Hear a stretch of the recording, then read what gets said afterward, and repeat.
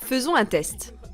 Si on tape Tiananmen sur un moteur de recherche populaire chez nous, voici ce que nous obtenons, notamment la photo de l'homme qui arrête les chars juste après le massacre des étudiants.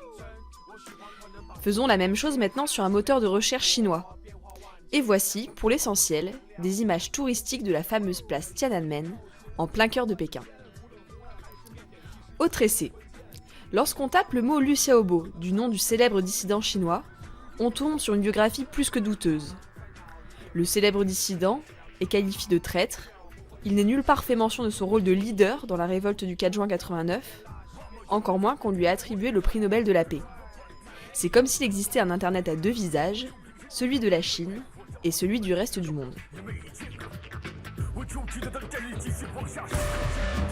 Pour que son internet soit bien étanche, la Chine a construit une grande muraille numérique, qui bloque la plupart des services que nous utilisons tous les jours en Europe.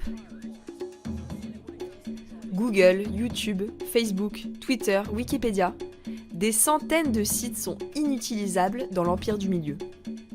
Pour les remplacer, Pékin a développé ses propres services. Le Google chinois s'appelle Baidu.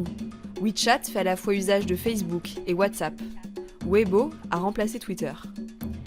Équivalent, à ceci près que le régime en contrôle toutes les ficelles.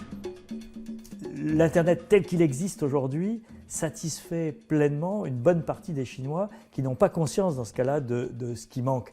Évidemment plus facile de savoir ce qui nous manque quand on vous l'enlève, pas quand on ne vous le donne pas. Et c'est un peu ce qui se passe aujourd'hui en Chine. La même censure s'applique aux médias traditionnels. Pas un mot, pas un sujet ne peut être abordé sans l'aval du Parti communiste, qui surveille sévèrement la presse, la radio et la télévision du pays, et qui contrôle lui-même les plus importants médias chinois, de la chaîne CCTV au quotidien du peuple, relais permanent de la propagande du régime. Il y a des instructions qui sont données quotidiennement aux sociétés internet, aux médias, aux radios-télé, sur les sujets dont on peut parler, les sujets dont on ne peut pas parler. Et certains sujets, on pourra en parler 2 jours, et puis le 3e jour, on ne pourra plus. Certains personnages doivent disparaître de l'actualité. Il y a un contrôle et une mise en scène permanente de l'actualité. Mais puisque tant de sujets sont interdits en Chine, alors que reste-t-il à entendre ou à lire lorsqu'on est pékinois ? Premier constat, les contenus frappent par leur superficialité.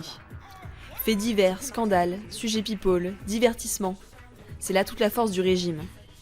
Multiplier les contenus pour brouiller les pistes, divertir pour moins informer, consommer pour moins penser.